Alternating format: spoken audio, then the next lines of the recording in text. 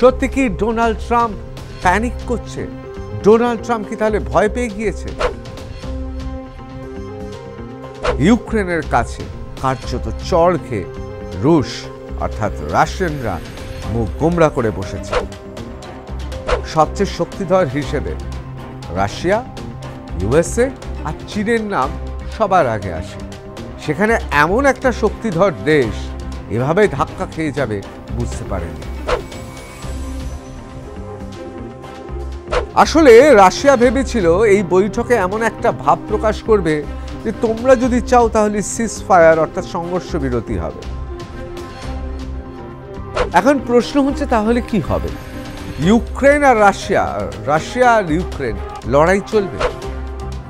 Ukraine আধুনিক যুদ্ধশাস্ত্রের এক নতুন অধ্যায় রচনা করল।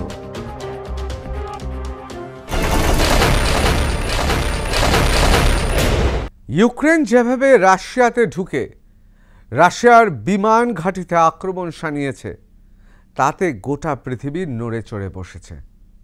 এমনকি ডোনাল্ড ট্রাম্প এই কয়েক মাস আগে যেভাবে হোয়াইট হাউসে বসে জেলেনস্কিকে বাংলায় যাকে বলে মুরগি করা তা করার চেষ্টা করেছে, এখন তার নিজের মুখই থমথমে হয়ে গেছে। অনেকে বলছেন ডোনাল্ড ট্রাম্প এখন ত্রস্ত। কেন? আবার অনেকে বলছেন ডোনাল্ড ট্রাম্পের জীবনে একটা বিরাট সুযোগ আসছে। কি সুযোগ? নোবেল পুরস্কার, শান্তির নোবেল পুরস্কার। সত্যি কি তাই? এই নিয়ে আমরা আলোচনা করব। আমি ঋতব্রত ভট্টাচার্য, শুরু করছি রণক্ষেত্র। Ukraine attacks Russia, Trump in panic. সত্যি কি ডোনাল্ড ট্রাম্প প্যানিক করছে? ডোনাল্ড ট্রাম্প কি তাহলে ভয় পেয়ে গিয়েছে? সত্যি কি ডোনাল্ড ট্রাম্প এই সময় দাঁড়িয়ে পৃথিবীতে সবচেয়ে বেকায়দায় পড়া রাষ্ট্রপ্রধান, নাকি ডোনাল্ড ট্রাম্প এই মুহূর্তে দাঁড়িয়ে আছে এক সন্ধিক্ষণে যেখানে গোটা পৃথিবীর দাদা হিসেবে নিজেকে প্রতিষ্ঠা করবে? এ নিয়ে আজকে আমরা আলোচনা করব। প্রথমেই চলে আসি, আমরা জানি দ্বিতীয়বারের জন্য রুশ এবং ইউক্রেন মুখোমুখি বসেছিল, কিন্তু কেমন হয়েছে সেই বৈঠক? যত বিস্তারিত খবর পাওয়া যাচ্ছে তত শুনলে চমকে উঠবেন। পৃথিবীতে এই রকম আর আগে হয়নি। দুটি দেশ তারা বসেছে। কখন? ইউক্রেনের কাছে কার্যত চড় খেয়ে রুশ অর্থাৎ রাশিয়ানরা মুখ গোমড়া করে বসেছে। তার কারণ এতদিন জেলেনস্কির ইউক্রেনকে তারা ভাবছিল যে যখন তখন তাদের আঘাত করা যায়। এবার এমন আঘাত হেনেছে ইউক্রেন, তাতে রাশিয়া অর্থাৎ রুশ দেশের যারা শীর্ষকর্তা তাদের মুখ চুন। দেশেই তারা মুখ দেখাতে পাচ্ছেন না। কীরকম হয়েছিল বৈঠকটা? আসলে বৈঠকটা এই যে ইউক্রেন ধাক্কা দিয়েছে রাশিয়াকে তার 48 ঘন্টার মধ্যে, অর্থাৎ এক কথায় বলা যেতে পারে যে মুখটা বেশ চুন করে রাশিয়ানরা বসেছিলেন। আর ইউক্রেন আগের তুলনায় অনেক বেশি শারীরিক ভাষায় এগিয়েছিল। কেমন হয়েছে রুশ ইউক্রেন বৈঠক? এবার চলে আসি সেই প্রসঙ্গে। কেমন হওয়ার কথা? তার কারণ ইউক্রেন তার ঠিক 24 ঘন্টা আগে যেভাবে আঘাত হেনেছে, ভাবুন 4700 কিলোমিটার দূরে গিয়ে আঘাত হেনেছে ইউক্রেন। ভাবতে পারছেন কত বিরাট একটা জায়গা? মানে আফগানিস্তান, পাকিস্তান, ভারত পেরিয়ে, মানে এতগুলো দেশ পেরিয়ে যদি আক্রমণ করতে হয় ঠিক ততটা দূরত্ব। কোথাও 4700 কিলোমিটার, কোথাও 900 কিলোমিটার, মানে গড়পড়তা 1000 কিলোমিটারের কাছাকাছি, আর সর্বোচ্চটা 4700 কিলোমিটার। সুতরাং রুশ দেশ থতমত খেয়ে গেছে। গোটা পৃথিবীতে সবচেয়ে শক্তিধর হিসেবে রাশিয়া, ইউএসএ আর চীনের নাম সবার আগে আসে। সেখানে এমন একটা শক্তিধর দেশ এভাবে ধাক্কা খেয়ে যাবে বুঝতে পারেনি, তাও আবার এই বৈঠকের 24 ঘন্টা আগে। স্বভাবতই দুপক্ষই বাংলায় যাকে বলে নিজেদের মতো অ্যাটিটিউড দেখিয়েছে। আমি অ্যাটিটিউডটা এই কারণে বললাম, বাঙালিরা ইংরেজির অ্যাটিটিউডটাই বোঝে, অর্থাৎ মেজাজটা এমনই ছিল। অবশ্যই রুশরা একটু চিন্তিত, কিন্তু শরীরী ভাষায় প্রকাশ করছে না। এমন একটা ভাব দেখাচ্ছে যেন কিছুই হয়নি। এইদিকে ওদের যা বিমান আছে তার 34% বিমান ক্ষতি হয়েছে বলে ইউক্রেন দাবি করেছে। আর বিরাট পরিমাণের অর্থ তো গেছে। যুদ্ধের বিষয়ে রুশদের যে সুনাম ছিল সেটা তো কিছু হলেও একটু টলেছে, এটা তো মানবেন না। রাশিয়ানরা মানতে চাইছেন না, এমন একটা ভাব দেখাচ্ছেন যেন কিছুই হয়নি। আর ইউক্রেনের বৈঠকে যদি বডি ল্যাঙ্গুয়েজ বা শরীরী ভাষা দেখতেন, মনে হচ্ছে যেন যুদ্ধ তারা জিতেই গেছে।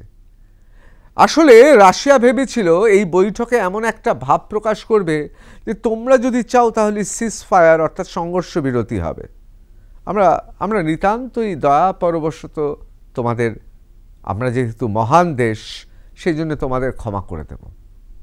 আর এখন উল্টোটা হয়েছে। ইউক্রেন এসে নাকের সামনে এসে পা নাচাতে নাচাতে বলছে, কি ভাইয়া আর যুদ্ধ করবে না সংঘর্ষ বিরতিতে যাবে? এই ধরনের মিটিংয়ে যাওয়া হওয়া তাই হলো। মিটিং কিন্তু নির্ধারিত সময়ের 2 ঘন্টা পরে হয়েছে। কেন 2 ঘন্টা পরে হয়েছে এর কোনো ব্যাখ্যা নেই। ভাবুন, জিও পলিটিক্সে বা ভূ রাজনীতিতে এই ধরনের কূটনৈতিক বৈঠক একেবারে কাঁটায় কাঁটায় শুরু হয়। ঠিক যখন শুরু করার ঠিক তখনই শুরু হবে। সাধারণত এখানে দেরি করা মানে অসৌজন্য, অর্থাৎ আপনি শিষ্টাচার মানছেন না। এক্ষেত্রে 2 ঘন্টা দেরি হয়েছে, কিন্তু তার সরকারি কোনো ব্যাখ্যাই দেওয়া হলো না কেন, কিসের জন্য 2 ঘন্টা দেরি হলো। আর এই মিটিং অত্যন্ত দ্রুত শেষ হয়ে গেছে। তার কারণ দুপক্ষই একে অপরের সহ্য করতে পারছে না।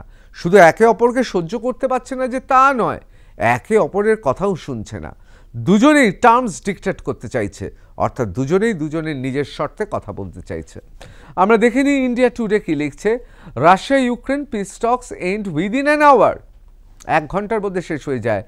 Day after Moscow aircraft hit, the mood in Russia was angry as the talks kicked off, with influential war bloggers calling on Moscow to deliver a fearsome retaliatory blow against Kiev after Ukraine on Sunday launched one of its most ambitious attacks of the war, targeting Russian nuclear-capable long-range bombers in Siberia and elsewhere. আসলে রুশ এখন মার খেয়ে, বিশেষ করে 4টি airbase যেভাবে নড়িয়ে দিয়েছে, কাঁপিয়ে দিয়েছে, গোটা রুশ দেশ কেঁপে গেছে। সেজন্য এখন পারমাণবিক মানে শেষ অস্ত্র আর কি, পারমাণবিক অস্ত্রের ঝনঝনানির কথা বলছে। আর অন্যদিকে ইউক্রেন বলছে যে তারা কিন্তু যুদ্ধের জন্য তৈরি। ইউক্রেন বোঝাচ্ছেও তাই। দেখুন, রুশের বিরুদ্ধে 3 বছর লড়াই করে যাওয়া, এটাও তো চারটিখানি কথা নয়। এ তো আর পাকিস্তানের সঙ্গে লড়াই না, এটা রাশিয়ার সঙ্গে লড়াই। যাই হোক, তাহলে খুব সংক্ষেপে কি দাঁড়াচ্ছে, second round of Russia Ukraine peace Tux ended quickly in Istanbul. অর্থাৎ ইস্তাম্বুলে তাদের যে মিটিংটা হয়েছে, বৈঠকটা হয়েছে, খুব তাড়াতাড়ি শেষ হয়ে গেছে। তাড়াতাড়ি শেষ হয় কখন? যখন আগে থেকে মিটিংয়ে নির্ধারিত সমস্ত এজেন্ডা নিয়ে আগে থেকে আলোচনা করা থাকে। মিটিংটা শুধু সৌজন্যের জন্য, শুধু আনুষ্ঠানিকভাবে মিটিংয়ে দুপক্ষই এসে বসে বলবে ঠিক আছে সাইন করলাম হয়ে গেল। না, এই মিটিংটা সেটা ছিল না, বরং উল্টোটা ছিল। এই মিটিংয়ে দুপক্ষই তাদের শর্ত চাপাতে গেছে, কেউ কারোর কথা শুনছে না, আর মিটিং শেষ হয়ে গেছে। অর্থাৎ কথা বাড়িয়ে লাভ নেই।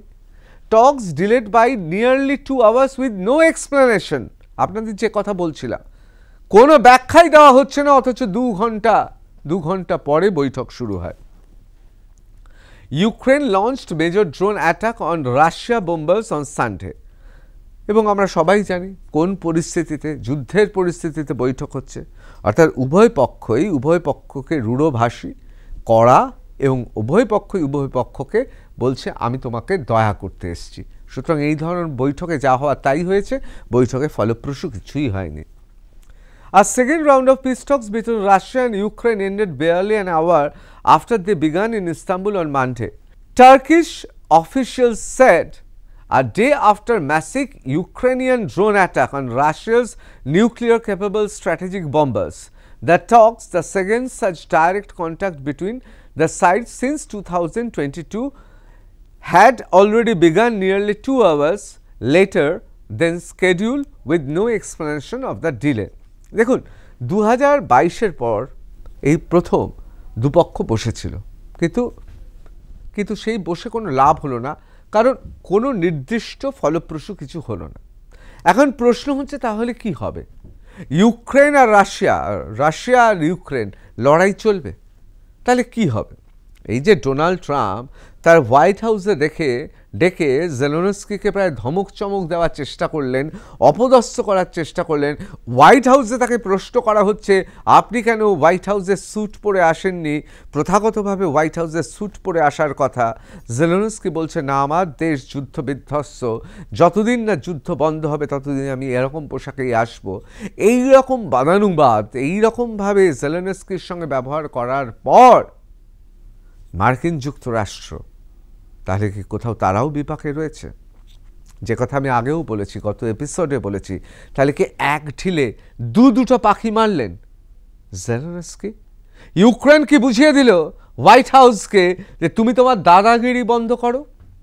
আর অন্যদিকে পুতিনকে সতর্ক করে দিল, যুদ্ধ বা সংঘর্ষ বিরতি তোমার শর্তে হবে না, সেখানে আমিও শর্ত রাখব, কারণ আমি কড়া হলে কি করতে পারি সেটা তুমি দেখে নিয়েছ। সত্যি তো, ইউক্রেন যেভাবে লড়াই লড়েছে আধুনিক ওয়ারফেয়ারে, অর্থাৎ মডার্ন ওয়ারফেয়ারে, যুদ্ধের ইতিহাসে, আধুনিক যুদ্ধের ইতিহাসে চিরকাল অমর অক্ষয় হয়ে থাকবে। এইভাবেও লড়া যায়, এইভাবেও যুদ্ধে ফিরে আসা যায়। অর্থাৎ ইউক্রেনের যে কামব্যাক হয়েছে যুদ্ধে, বলা যেতে পারে একেবারে ঢাক ঢোল পিটিয়ে গোটা পৃথিবী সেটা দেখে নিয়েছে। কেউ কেউ তুলনা করছেন ইলিয়াড ওডিসির সঙ্গে। আপনারা সবাই জানেন যে ট্রোজান বীরেরা ভেবেছিল তারা জিতে গেছে, আর গ্রিকরা সে বিরাট কাঠের ঘোড়া ট্রয়ের সামনে রেখে দিয়েছিল। ট্রয় উৎসব পালন হচ্ছে, উদযাপন হচ্ছে। অনেকে বলছেন রাশিয়াতেও ঠিক একই অবস্থা। ভেবেছিল রাশিয়ানরা 2 জুন অর্থাৎ জুন মাসের 2 তারিখে সংঘর্ষ বিরতি অবশ্যম্ভাবী, এবং সেখানে টার্মস ডিক্টেট করবে রাশিয়া, অর্থাৎ শর্ত দেবে রাশিয়া, আর পরাজিত দেশের মতো মাথা নিচু করে ইউক্রেন সেই শর্তগুলো এক এক করে তালিকা ধরে মেনে নেবে। কিন্তু কি হলো? তার 24 ঘন্টা আগে এমন মার খেলো রাশিয়া যে রুশ দেশ গোটা পৃথিবীকে মুখ দেখাতে পারছে না। এই পরিস্থিতিতে বৈঠক, আর সেখানে স্বভাবতই কোথাও তো একটা অ্যাডভান্টেজ পেয়ে গেছে ইউক্রেন, এ বিষয়ে কোনো সন্দেহ নেই। আবার এটাও ঠিক কথা, এত সহজে রাশিয়াকে খাটো করা যাবে না। অনেকের মতে পৃথিবীর সবচেয়ে শক্তিধর দেশ এই মুহূর্তে সামরিক শক্তিতে রাশিয়া। পারমাণবিক শক্তি তো আছেই, তাছাড়া তাদের যে বিরাট আর্মি রয়েছে, তাদের যে অত্যাধুনিক অস্ত্র রয়েছে, যুদ্ধ বিমান রয়েছে, ড্রোন রয়েছে, এবং অবশ্যই এয়ার ডিফেন্স সিস্টেম রয়েছে, তাতে পৃথিবীতে তারা শীর্ষে রয়েছে, এ বিষয়ে কোনো সন্দেহ নেই। কিন্তু মুশকিল হচ্ছে ওই যে বলছিলাম ট্রোজানদের কথা, ওই যে ট্রোজানরা যখন উদযাপন করছে, ঠিক রাশিয়াও সেরকম উদযাপন করতে শুরু করেছে। এই দিকে কাঠের ঘোড়াটাকে উদযাপন করার জন্য তারা নিজেরাই তাদের দুর্গের ভেতরে, নগরের ভেতরে নিয়ে চলে গেছে। আর রাতের অন্ধকারে সেই কাঠের ঘোড়া থেকে পিল পিল করে গ্রিক সৈন্যরা নেমে আসে এবং ছাড়কার করে দেয় ট্রয়। ইলিয়াড ওডিসি আমরা অনেকেই পড়েছি, ঠিক সেই ঘটনাটাই তো রুশ দেশে ঘটেছে। কাঠের ছোট ছোট বাক্স, সে বাক্সগুলো তো তারাই ঢুকিয়েছে। সেই বাক্সগুলো তো প্রায় 18 মাস ধরে পরিকল্পনা করে ঢোকানো হয়েছে এমন সমস্ত জায়গায় যেখানে 4700 কিলোমিটার অতিক্রম করে সেইগুলো রুশ সীমানা 4700 কিলোমিটার অতিক্রম করেছে, এবং সেগুলো ঘাঁটির আশেপাশে ছিল। তারপর স্বয়ংক্রিয় পদ্ধতিতে সে কাঠের বাক্স ছাদ খুলে যায়। প্রজাপতির মতো এক একটা কালো দ্রোণ আকাশে উঠে আসে, আর শর্ট রেঞ্জে অর্থাৎ খুব অল্প পরিসরে আক্রমণ হানা। এই দিকে মাথার ওপরে সাংঘাতিক এয়ার ডিফেন্স সিস্টেম। কিন্তু কি হবে? ছাদ যতই শক্তিশালী হোক, যদি ইঁদুরের মতো শীত কেটে কেউ নিচ দিয়ে ঢুকে আসে, সেখানে তো নিরুপায়। ঠিক এই ঘটনাই ঘটেছে, যে কারণে আপনাদের বলছিলাম যে ইউক্রেন ইতিমধ্যেই মডার্ন ওয়ারফেয়ারে আধুনিক যুদ্ধের ইতিহাসে নিজের নাম অমর অক্ষয় হয়ে রেখেছে এবং আধুনিক যুদ্ধের ইতিহাসে অনেকে বলছে যে জুন মাসের প্রথম দিন অর্থাৎ 2025-এর জুন মাসের প্রথম দিনে রাশিয়ায় যে ঘটনা ঘটল, ইউক্রেন আধুনিক যুদ্ধশাস্ত্রের এক নতুন অধ্যায় রচনা করল। এবার থেকে যতদিন যেখানে যুদ্ধ নিয়ে আলোচনা হবে, যুদ্ধবিদ্যা নিয়ে আলোচনা হবে, কৌশল নিয়ে আলোচনা হবে, সেখানে পড়াতেই হবে, পড়তেই হবে, অধ্যয়ন করতে হবে ইউক্রেনের অভাবনীয় কৌশলের কথা। আর সেই জন্যে তার প্রতিফলন পড়েছে এই বৈঠকে। বৈঠক তো হয়ে গেল, ফলপ্রসূ হলো না, তাহলে কি হবে? দ্য হিন্দু লিখছে তারা তিনজনের ছবি দিয়েছে, খুব গুরুত্বপূর্ণ, পুতিন, জেলেনস্কি এবং ডোনাল্ড ট্রাম্প। কেন তিনজনের ছবি? Trump open to attending Ukraine-Russia peace talks in Turkey only if Putin and Zelensky attend it. Trump নিজে বলে দিয়েছে, আগ বাড়িয়ে বলে দিয়েছে, পুতিন আর জেলেনস্কি যদি আসে তাহলে আমি বসতে রাজি আছি। এখন প্রশ্ন হচ্ছে কেন বলতে হয়েছে Ukraine Russia peace talk in Turkey only if Putin and Zelensky attend it? তার কারণ পুতিন জানেন যে এই যে ট্রাম্পকে নিয়ে যদি বসেন, মানে পুতিন আছেন, ট্রাম্প আছে, জেলেনস্কি আছে, তাহলে কোথাও রাশিয়া, বিশেষ করে পুতিনের মতো রাষ্ট্রপ্রধান, যার গোটা পৃথিবী জুড়ে ফ্যান ফলোয়ার্স আছে, যিনি একেবারে অন্য ধরনের লাইফস্টাইলে বিশ্বাস করেন, যার বয়স হয়ে গেছে, যিনি মার্শাল আর্ট করেন, যার বয়স হয়ে গেছে, তার নিজস্ব হাঁটা চলার রীতিনীতি আছে, যিনি পৃথিবীতে ঘোড়াও চালিয়েছেন, এয়ারক্রাফটও চালিয়েছেন, অনেকটা অরণ্যদেবের মতো, তিনি যদি কোথাও ডোনাল্ড ট্রাম্পের কাছে গিয়ে, অর্থাৎ ডোনাল্ড ট্রাম্প থাকবে, ডোনাল্ড ট্রাম্পের মধ্যস্থতায় যদি জেলেনস্কি অর্থাৎ ইউক্রেনের সঙ্গে মধ্যস্থতা করতে হয়, তাহলে পুতিন বলতে পারে আমি যাব না, আমি আমার প্রতিনিধি পাঠাচ্ছি। আর সেই শুনে জেলেনস্কিও বলতে পারে। তার কারণ আপনারা সবাই জানেন হোয়াইট হাউসে কি হয়েছে। হোয়াইট হাউসে যেভাবে জেলেনস্কিকে অপদস্থ করা হয়েছে, জেলেনস্কি কার্যত নিজের ইচ্ছেতে আর ট্রাম্পের মুখ দেখতে চান না। সুতরাং জেলেনস্কিও বলতে পারে আমিও প্রতিনিধি পাঠিয়ে দেব। তখন বেচারা ডোনাল্ড ট্রাম্প অর্থাৎ মার্কিন যুক্তরাষ্ট্রের রাষ্ট্রপতি বলে কথা, তার সম্মানটা তো ধুলোয় মিশিয়ে যাবে। তাই ট্রাম্প সতর্ক। তাই ট্রাম্প বলছে Trump open to attending Ukraine-Russia peace talk in Turkey only if Putin and Zelensky attend it. ওরা দুজনে থাকলে আমি যাব, আগে ভাগে বলে রেখেছে। তা নাহলে কিন্তু সবার সামনে বেইজ্জতি হয়ে যাবে। তার কারণ রাশিয়ায় যদি পুতিনের চাকর বাকর আর জেলেনস্কির চাকর বাকর বা কর্মচারী চলে আসে আর তাদেরকে নিয়ে যদি ট্রাম্পকে বসতে হয়, তাহলে তো সম্মান ধুলোয় মিশিয়ে যাবে পৃথিবীর তথাকথিত পয়লা নম্বর শক্তিশালী মানুষ অর্থাৎ মার্কিন যুক্তরাষ্ট্রের রাষ্ট্রপতি। The second round of peace talks between Ukraine and Russia took place in Istanbul, where Moscow rejected calls for unconditional ceasefire. US President Donald Trump is open to meeting his Russian and Ukrainian counterparts in Turkey. এখানে Russian আর Ukrainian কাউন্টারপার্টস বলতে বোঝানো হচ্ছে অবশ্যই Russian counterpart মানে Putin এবং Ukrainian counterpart মানে Zelensky. এরা দুজন বসলেই তবে বসবো। The White House said after the two sides failed on Monday, 2nd June 2025 to make headway towards an elusive ceasefire. অর্থাৎ এই যে সংঘর্ষ বিরতি বৈঠকটা সফল হয়নি, ফলপ্রসূ হয়নি, তারপরেই এই রকম অবতারণা হোয়াইট হাউসে। একদম পরিষ্কার ইউএস প্রেসিডেন্ট ডোনাল্ড ট্রাম্প বসবে যদি তার কাউন্টারপার্ট অর্থাৎ রাশিয়ান কাউন্টারপার্ট অর্থাৎ পুতিন বসেন এবং জেলেনস্কি বসেন, তাহলেই আমি বসবো। Mister Trump who wants a swift end to 3-year war is open to a 3-way summit if it comes to that, but he wants both of these leaders and both sides to come to the table together. White House spokeswoman Caroline Leavitt said in Washington. আসলে white হাউসের মুখপাত্র তিনি কি বলতে চাইছেন যে Trump আর পাচ্ছে না, 3 বছর ধরে যুদ্ধ হচ্ছে, তিনি চাইছেন দুপক্ষই টেবিলে এসে বসুক এবং যুদ্ধবিরতি ঘোষণা হোক। এখন প্রশ্নটা হচ্ছে, হঠাৎ ট্রাম্প সাহেব এত শান্তির দূত হয়ে গেলেন কবে? পাকিস্তানের সঙ্গে আমাদের কোনো লড়াই নেই, ভারত ইসলামাবাদের সঙ্গে, পাকিস্তানের সাধারণ মানুষের সঙ্গে, লাহোরের সাধারণ মানুষের সঙ্গে আমাদের কোনো খারাপ সম্পর্ক নেই, কিন্তু আমরা যুদ্ধ ঘোষণা করেছি সন্ত্রাসবাদের বিরুদ্ধে। আরও স্পষ্টভাবে বলি, ইসলামিক সন্ত্রাসবাদীদের বিরুদ্ধে, জঙ্গিদের বিরুদ্ধে আমাদের লড়াই।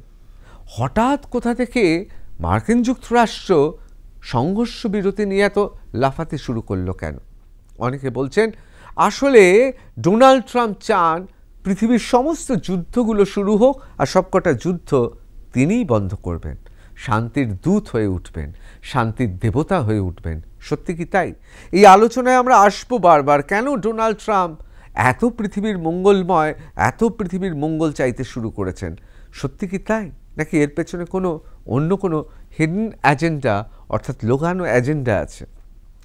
But despite Mr. Trump's willingness to meet with Mr. Putin and Mr. Zelensky, no US representative took part in Monday's talk in Istanbul, according to a State Department spokesman.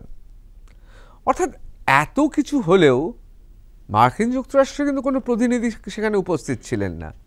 এখন প্রশ্ন এবং সংশয় তাই খুব বাড়ছে, তাহলে ডোনাল্ড ট্রাম্প কেন এত উঠে পড়ে লেগেছে? এত মঙ্গলময় চিন্তার পেছনে অন্য কিছু আছে? আমি এবার চলে যাব দ্য গার্ডিয়ানে। আপনারা জানেন দ্য গার্ডিয়ান অত্যন্ত নামকরা ট্যাবলয়েড ইউরোপের, এবং আমরা জানি যে দ্য গার্ডিয়ান তার যে ইন্টারন্যাশনাল রিলেশন, জিওপলিটিক্স নিয়ে অসাধারণ সব লেখা বেরোয়। তারা কি লিখছে? Trump still open to meeting Putin and Zelensky. Russia rejects unconditional ceasefire as it happened. Mr. Zelensky said, "We are very much awaiting strong steps from United States and urge Mr. Trump to toughen sanctions on Russia to push it to agree to a full ceasefire." একেবারে হাড়ি ভেঙে দিয়েছে Zelensky. তিনি কি বলছেন?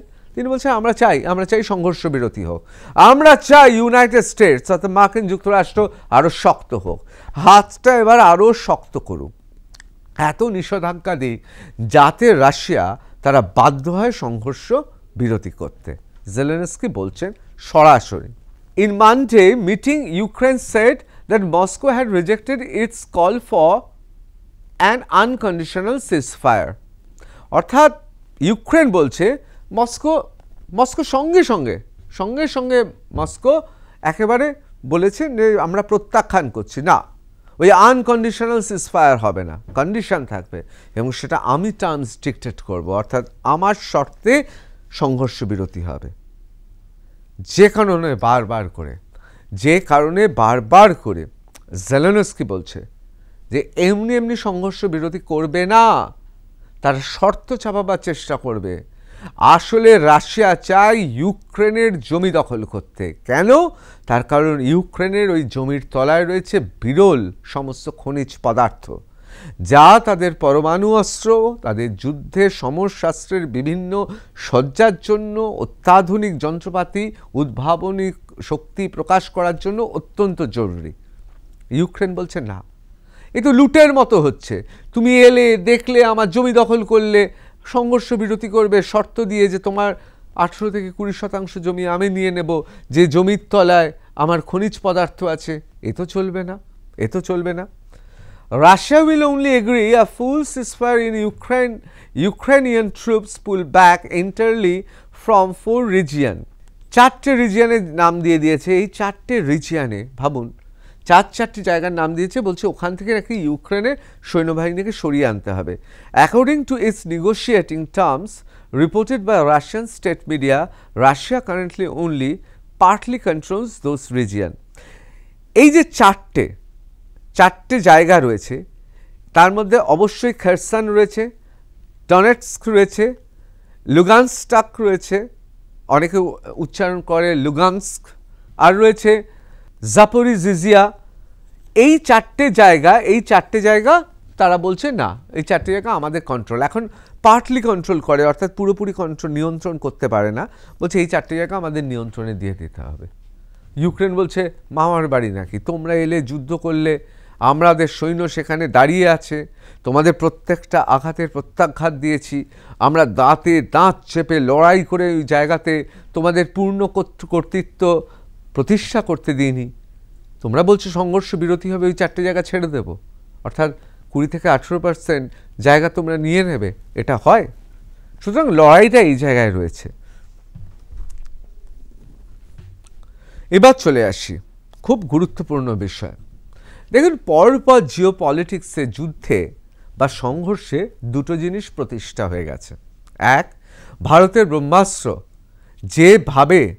যেভাবে পাকিস্তানের আকাশপথের সমস্ত কিছু এয়ার ডিফেন্স নষ্ট করে দিয়ে, ছিন্ন ভিন্ন করে দিয়ে ঢুকে গিয়েছিল, তাতে একটা জিনিস পরিষ্কার যে ভারত ব্রহ্মাস্ত্র, অবশ্যই সেটা আমাদের সঙ্গে রুশ টেকনোলজি বা রাশিয়ান প্রযুক্তির আমাদের সাহায্য করেছে, কিন্তু তৈরি করেছি তো আমরা।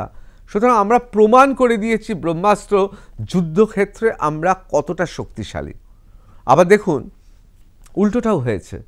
মানে একদিকে যেমন রাশিয়া এবং ভারত, অবশ্যই মেড ইন ইন্ডিয়া, ব্রহ্মাস্ত্রে আমরা গোটা পৃথিবীকে নজির সৃষ্টি করেছি, আবার সেই রুশ দেশে ইউক্রেন যেভাবে অভিনব কায়দায় হামলা করলো 4টি ঘাঁটিতে এবং সফল হলো। পঞ্চম ঘাঁটিতে শোনা যাচ্ছে সফল হয়নি, অর্থাৎ 5টা ঘাঁটির মধ্যে 4টে ঘাঁটিতে তারা 34% বিমান, যুদ্ধ বিমান নষ্ট করেছে এবং তার সঙ্গে বিরাট আর্থিক ক্ষতি হয়েছে এবং রাশিয়ার মুখ পুড়েছে। সেই জায়গায় দাঁড়িয়ে এখন প্রশ্ন উঠে গেছে, সমরশাস্ত্রে অত্যাধুনিক সমস্ত যুদ্ধ বিমান, এগুলো কি আদৌ কোনো কাজে লাগবে? Operation spider wave, will low cost suicide drones make pricey F-35s obsolete soon? অর্থাৎ এটা কি অবসোলেট হয়ে যাবে?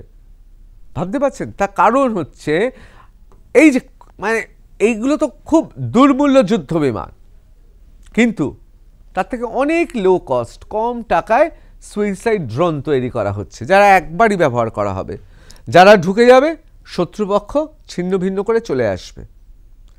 আসলে এই যে F-35s, ভারতের ওপরও তো অনেকবার প্রলোভন দেখানো হয়েছে, কেন কেন কেন বহু মূল্যে, কিন্তু ইউক্রেন কি করলো? ইউক্রেন প্রমাণ করে দিলে এসবের কোনো দামই নেই। কারণ তোমার আকাশপথে তুমি যাই বিছিয়ে রাখো না কেন, তুমি যাই করো না কেন, অভিনব কায়দায় ওই সস্তার, মানে তুলনামূলকভাবে সস্তার সুইসাইড ড্রোন দিয়ে তোমাকে ছাড়খাড় করে দিতে পারবো, ছাড়খাড় করে দেবো। তুমি আকাশে যা খুশি করো, এয়ার ডিফেন্স সিস্টেম রাখো, তুমি তোমার যুদ্ধ বিমান রাখো, কিচ্ছু করতে পারবে না।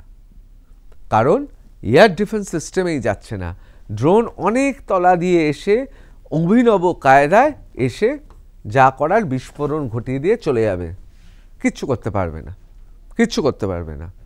তার কারণ গোটা আকাশপথ তুমি করেছো, এই হচ্ছে ইউক্রেন, আর এতটা গিয়ে প্রায় 4700 কিলোমিটার এতটা পথ গিয়ে রাশিয়ার ভেতর, রাশিয়ার সীমানার ভেতরে ঢুকে ইউক্রেন মেরে দিয়ে চলে এসছে।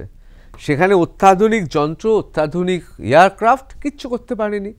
এখন তাহলে প্রশ্ন উঠছে যে ইউক্রেন যেভাবে রুশ দেশে আঘাত হানলো, তাতে একটা জিনিস স্পষ্ট, যে কৌশলী শেষ কথা বলে। সেখানে খুব দামি, অত্যন্ত দামি অত্যাধুনিক এয়ারক্রাফটও সেই কাজ করতে পারে না, যেই কাজ লো কস্ট সুইসাইড ড্রোন করে দিয়েছে, দেখালো অপারেশন স্পাইডার ওয়েবে। অসাধারণ অপারেশন। এইবার চলে আসছি খুব গুরুত্বপূর্ণ, মার্কিন যুক্তরাষ্ট্রের ক্ষেত্রে খুব গুরুত্বপূর্ণ বিষয়।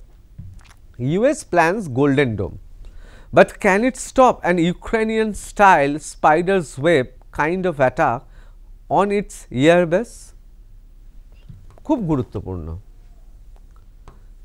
দ্য ইকোনমিক টাইমস রিপোর্ট করেছে। আসলে ইউএসএ ডোনাল্ড ট্রাম্প সবাইকে অবাক করে দিয়েছিলেন, দারুণ কথা, এই যে গোল্ডেন ডোম হবে, গোল্ডেন ডোম, কেউ কিচ্ছু করতে পারবে না, আকাশে পুরো সুরক্ষিত।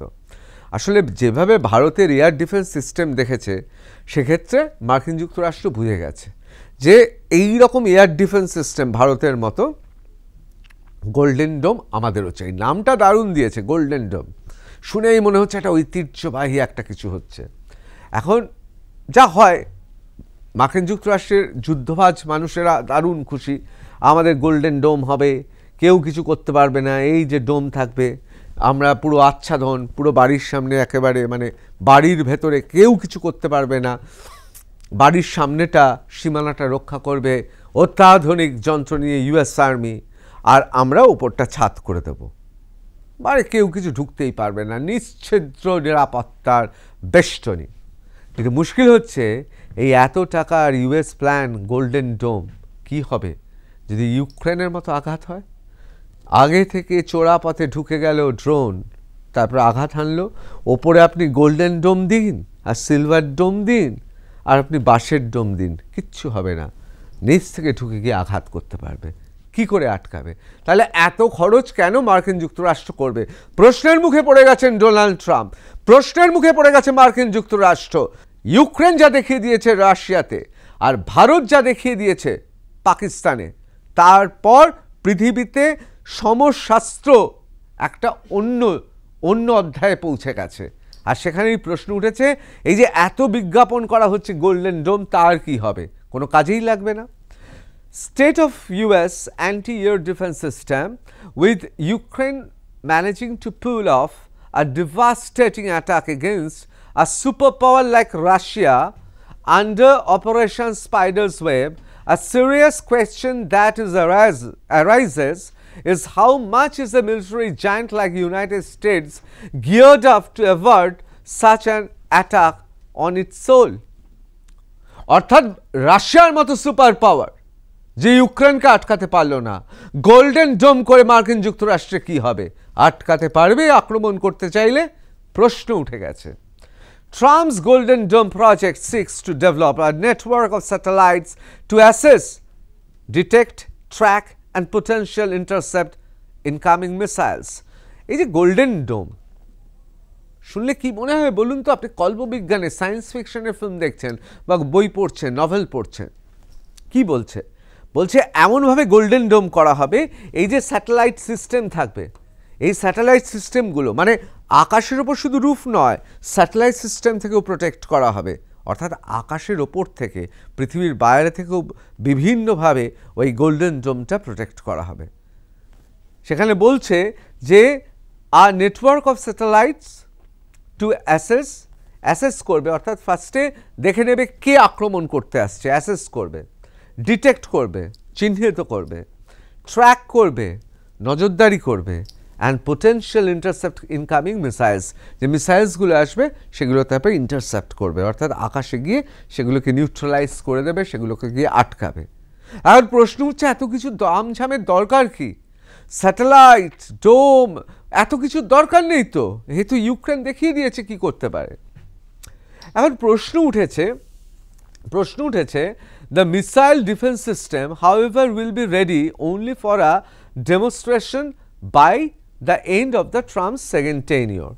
এখন ব্যাপারটা হচ্ছে ট্রাম্পের যে সেকেন্ড টেনিওর চলছে, এই যে দ্বিতীয় দফায় যে রাষ্ট্রপতি হয়েছেন, এর শেষের দিকে যাবে, মানে যেটা তাকে পরবর্তী নির্বাচনে একটা বিরাট তাকে উঠিয়ে দিত। এবং জানেন মার্কিন যুক্তরাষ্ট্র হুজুগের দেশ, সেখানকার সবচেয়ে বড় এই মুহূর্তে উদ্ভাবনী শক্তি কার? লোকে যে যাই বলুক, ডোনাল্ড ট্রাম্প অবধি স্বয়ং এলন মাস্ককে বলছে যে এলন মাস্কের উদ্ভাবনী শক্তি। এখানে না এই ধরনের গল্প কথায় মানুষ কোটি কোটি টাকা দেয়। মানে আমাদের দেশের সঙ্গে মার্কিন যুক্তরাষ্ট্রের তফাৎ আছে, আমাদের দেশে কেউ কনসেপ্টে টাকা লাগায় না, মার্কিন যুক্তরাষ্ট্রে আপনি নিয়ে যান না, মঙ্গল গ্রহে আপনি প্রমোটিং করবেন, কোটি কোটি টাকা পাবেন। কিন্তু আপনি যদি বলেন যে নিউ টাউনে প্রমোটিং করবে, কেউ টাকা দেবে না। তারপর কনসেপ্ট বিক্রি হয় মার্কিন যুক্তরাষ্ট্রের, তারাদের উন্মাদনা আসে কনসেপ্টের ওপর, অর্থাৎ ধারণার ওপর। সেই জায়গায় দাঁড়িয়ে একটা মেজর সেটব্যাক হয়ে গেল ডোনাল্ড ট্রাম্পের, যে এই যে দ্বিতীয় দফার পর তৃতীয় দফায় নির্বাচন যখন হবে, তখন যে একটা বিরাট মাইলেজ পেয়ে যেত, সেটা চুপসে গেছে বলে অনেকে মনে করছেন। যে কারণে বলছেন according to implementation plan created by the Pentagon, the Guardian reported, এটা গার্ডিয়ানেরই খবর, Economic Times লিখছে উদ্ধৃতি করে। With Golden Dome still a far-fetched project for Washington, the current capacity of its defense system becomes crucial to analyze and understand its potential to deal with spider's web like attack. এখন লোকজন বলতে শুরু করেছে golden ডোম foam পরে হবে ভাই, আগে বলো তোমার গোল্ডেন ডোম যদি থাকে আর ইউক্রেন যদি এই অপারেশন স্পাইডারস ওয়েব করে তাহলে তুমি সামলাতে পারবে? অর্থাৎ কোথায় চলে গেছে ভাবুন, যে গোল্ডেন ডোমের কথা বলছে কিন্তু স্পাইডারস ওয়েব অর্থাৎ ইউক্রেন যেভাবে আঘাত হেনেছে অভিনব কায়দায় পারবে আটকাতে? কি উত্তর দেবে? কেউ উত্তর দিতে পারবে না। ওই স্যাটেলাইট তাম ঝাম সব কিছু শুনতে খুব ভালো লাগছে, কিন্তু ইউক্রেন দেখিয়ে দিয়েছে চাইলে কি করা যায়। আসলে কোথাও কোথাও জানেন তো, যুদ্ধ থেকে শিক্ষা নিতে হয়, জীবনের শিক্ষা। ইউক্রেন বুঝিয়ে দিয়েছে সুপার পাওয়ার, কিন্তু খুব সাধারণভাবে 18 মাসের অধ্যাবসায় শুধুমাত্র খুব সহজ সরলভাবে প্ল্যান করে কি করে দৈত্যকে নড়িয়ে দেওয়া যায় বুঝিয়ে দিয়েছে। এক দৈত্য তো কাঁপছে রাশিয়া, আরেক দৈত্য ভাবছে আমি গোল্ডেন ডোমের গল্প বলেছিলাম, এবার সেটা কি হবে? ওই পরিকল্পনা তাহলে কি করব? ওই পরিকল্পনা কি আদৌ কাজে লাগবে? আসলে আমি যে কথা বলছিলাম, আমরা শিক্ষা নেব। হ্যাঁ, আমি জানি অনেক হম্বিতম্বি করা লোক দেখবেন, প্রভাবশালী লোক দেখবেন, ধনী লোক দেখবেন, কিন্তু জানেন তো সৎ সাধারণ মানুষ, তাকে অত তামঝাম করতে হয় না। জীবনের প্রত্যেকটা ক্ষেত্রে না হলেও বেশ কিছু ক্ষেত্রে মানুষ এগিয়ে যায়, তার কারণ সব সময় ওই প্রভাব খাটিয়ে অর্থ খাটিয়ে নিজের ক্ষমতা দেখিয়ে হয় না। সাধারণ জীবন আর কমন সেন্স, সাধারণ জ্ঞান ব্যবহার করে একটা সাধারণ মানুষ, যাকে আমজনতা বলা হয়, অনেক বেশি সুখী থাকতে পারে তথাকথিত প্রভাবশালীদের থেকে। প্রমাণ করে দিল ইউক্রেন। আবার একটা কথা, সেটা বলতেই হবে, না বললে বোধহয় এই পুরো বিষয়টা আপনাদের গুছিয়ে বোঝানো যাবে না। একদিকে তো ট্রাম্পের মাথা খারাপ হয়ে যাওয়ার কথা, যে ঘটনা ঘটছে, ভারতের ব্রহ্মাস্ত্র যেভাবে ইউএসেরই একটি কোম্পানি তার এয়ার ডিফেন্স সিস্টেম তছনছ করে দিয়েছে, তাতে তো মুখ চুন হয়েছে। অনেকে বলছেন এই জন্যই 7 তাড়াতাড়ি তিনি সামাজিক মাধ্যমে লিখে বসলেন যে আমাদের মধ্যস্থতায়, অর্থাৎ নিজেকে কৃতিত্ব দিয়ে বলছেন আমার মধ্যস্থতায় সংঘর্ষ বন্ধ হয়েছে, যুদ্ধ বন্ধ হয়েছে ভারত পাকে। আবার একই জিনিস করার চেষ্টা করছে কি, জেলেনস্কি আর পুতিন থাকলে আমি বসে পড়ব। কেন? অনেকে বলছেন মানুষটি একদিকে যেমন সত্যি তার পর এই ঘটনাগুলোতে, বিশেষ করে ইউক্রেনের হামলা, ভারত যেভাবে পাকিস্তানকে নাস্তানাবুদ করে দিয়েছে, যদিও পাকিস্তানের কাছে এয়ার ডিফেন্স সিস্টেমটা মার্কিন যুক্তরাষ্ট্রেরই কোম্পানির ছিল, যেভাবে ছিন্ন ভিন্ন করে দিয়েছি, মুখ তো একটু নিচু হয়েছে, মুখ পুড়েছে, এ বিষয়ে সন্দেহ নেই, কিন্তু একটু আশার আলোয় চোখ দুটো চকচক করে উঠছে। কেন? একের পর এক এই রকম যদি শান্তি প্রতিষ্ঠা করতে পারেন তাহলে বায়োডেটাটা তো ভালোই হবে। তখন না হয়ে সুইডিশ একাডেমিকে ধরে নোবেল পুরস্কারটা, মানে আমি বলছিলাম শান্তির নোবেল পুরস্কারটা, ওটা তো পাওয়া যেতেই পারে। অতীতেও হয়েছে, বাংলাদেশে ইউনুস মিয়া ক্লিন্টনের ফাউন্ডেশনের ঘনিষ্ঠতায় তাদের সুপারিশে তো পেয়েই গেছে, তাহলে ডোনাল্ড ট্রাম্পের ওপর এটা অবিচার করা হবে, ওকেও তাহলে একটা দেওয়া হোক। অন্তত রাষ্ট্রপতির দ্বিতীয় দফায় কিছু না হোক একটা নোবেল পুরস্কার তো পেতে পারেন। এখন প্রশ্ন হচ্ছে, একজন ব্যক্তির নোবেল পুরস্কার পাওয়ার জন্য সত্যি কি গোটা জিওপলিটিক্সের একের পর এক ঘটনা ঘটবে এবং শান্তি চলে আসবে? এসবই নির্ভর করছে এই মুহূর্তে রাষ্ট্রের যা সম্পর্ক, সে সম্পর্কের ওপর নির্ভর করছে কোন দেশ কোন দিকে কখন প্রকাশ্যে এবং গোপনে কার পক্ষে থাকে। আবার অনেকে বলছেন যে এই সমস্ত এক্সপেরিমেন্ট বা পরীক্ষা আসলে বিপজ্জনক। আগুন নিয়ে খেললে কি হয় জানেন? ধ্বংসলীলা। যদি একবার এক চুল এদিক ওদিক হয়, যদি দুইটি দেশ অর্থাৎ ইউক্রেন আর রাশিয়া দুজনেরই পারমাণবিক অস্ত্র আছে, যদি সেই অস্ত্রের ঝনঝনানি হয় তাহলে গোটা পৃথিবীর কি অবস্থা হবে ভেবে দেখেছেন? তাহলে তো তৃতীয় বিশ্বযুদ্ধ অবশ্যম্ভাবী। তার কারণ একবার পরমাণু যুদ্ধ যদি শুরু হয় তাহলে কেউ টিকবে না, কেউ সুখে থাকবে না। প্রশ্ন, ইউক্রেন আর রুশ দেশের পরবর্তী বৈঠকে ডোনাল্ড ট্রাম্প কি থাকবে? ডোনাল্ড ট্রাম্প কি পারবেন 3 বছরের যুদ্ধের ইতি টানতে? ডোনাল্ড ট্রাম্প কি চাইছেন একদিকে ইউক্রেন রাশিয়া, অন্যদিকে গাজায় হামাস এবং ইসরায়েলের লড়াই থামিয়ে দিতে? যেমনভাবে তিনি সংঘর্ষ বিরতিতে নিজে উপযাজক হয়ে নেমে পড়েছিলেন আসরে, ভারত পাক সংঘর্ষ বিরতিতে পারবেন কি সবাইকে আয়ত্তে আনতে? আর যদি না পারে তাহলে তো ক্ষতি হবে গোটা দুনিয়ার। কোন দিকে এগোচ্ছে আমাদের নজর থাকবে। জয় হিন্দ।